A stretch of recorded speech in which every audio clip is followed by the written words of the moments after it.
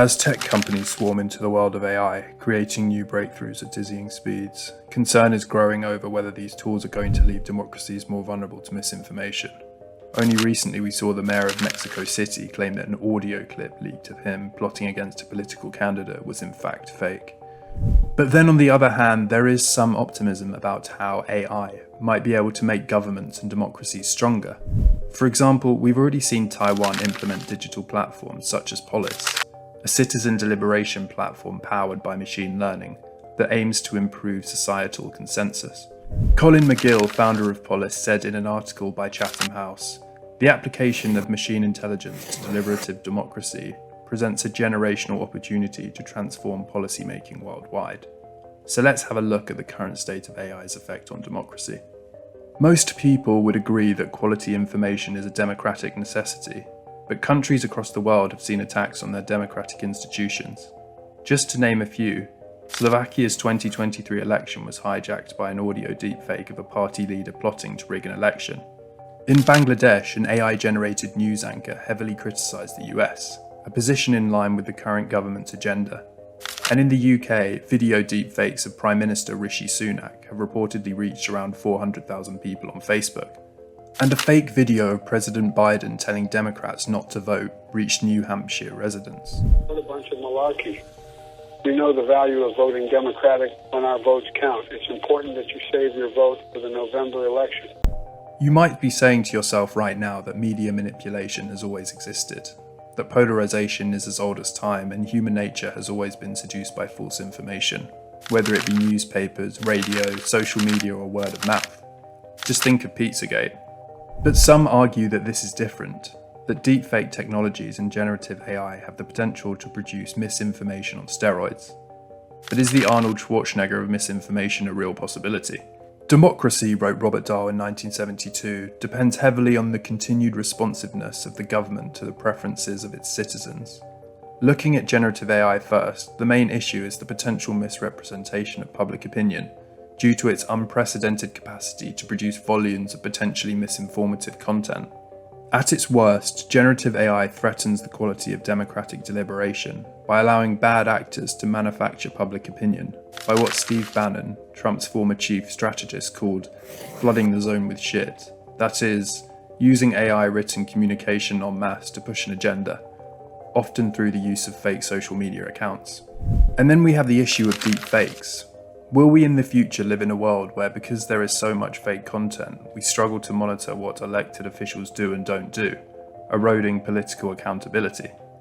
It's a possibility, according to Sarah Krebs and Doug Kreiner, writing in the Journal of Democracy, saying that a reasonable position in such a media environment would be to believe nothing, a nihilism that is at odds with vibrant democracy and corrosive to social trust. So is objective reality under threat for voters? Senator Hawley asked a question like this to OpenAI CEO Sam Altman in a Senate hearing in May 2023, citing a paper that concludes that by training a large language model on individuals' media preferences, they could predict human survey responses, meaning that it is a real possibility AI could be used in a highly individualized way to manipulate voters. Altman said, "It's one of my areas of greatest concern, the more general ability of these models to manipulate, to persuade, to provide sort of one-on-one, interactive disinformation. I think that's like a broader version of what you're talking about, but given that we're going to face an election next year and these models are getting better, I think this is a significant area of concern." So we've explored how generative AI and deepfake technology could derail us. But let's take a quick step back and look at the relationship between democracy and information before we explore how AI could actually have the potential to strengthen information quality. At a fundamental level, democracies use the collective intelligence of people to make decisions at the political level. And in order for good political decisions to be made, we need quality information to inform and represent the will of society. As we've already seen, this process is under threat. But maybe by obsessing over the doom, we're missing the potential of AI to improve democratic deliberation. Let's explore this in more detail. Incivil behaviour remains an ongoing challenge for online discussion platforms, which is why researchers at Cornell are developing an AI tool that stops online conversations from getting out of control. The model that's been trained on millions of conversations nudges you when the conversation is starting to get heated, so that you can bring the conflict under control before all hell breaks loose, a rarity on platforms like X. Effective comment summarizers also show some promise. Sending comment letters to representatives has been an important part of democracy for a long while, but up until very recently, all of these comments were read individually by staffers. Now that could change. Generative AI offers the opportunity to summarize these comments into short, digestible documents that focus on the major themes and practical details. What might be lost in this process is personality and individuality, but at the same time, it means the representatives can actually get around to reading every letter. A steep task when you have thousands to read. I'm still undecided on whether this is a good thing, but I get the sense practicality might win in this case. And then there are efforts being led by two of the biggest AI players in the game, Google's DeepMind and Microsoft-backed OpenAI. OpenAI, in collaboration with Polis, gave $10,000 $100,000 grants to applicants looking to make AI governance align with AI progress by improving the democratic data inputted into the language models. And similar work is being done by Google DeepMind, who are building an AI tool that helps people reach agreement and consensus on important topics. But how does it work? They fine-tuned an LLM to generate statements that maximize the expected approval for a group of people with potentially diverse opinions. In simpler terms, the tool attempts to find perspectives that increase the chance of a consensus being reached.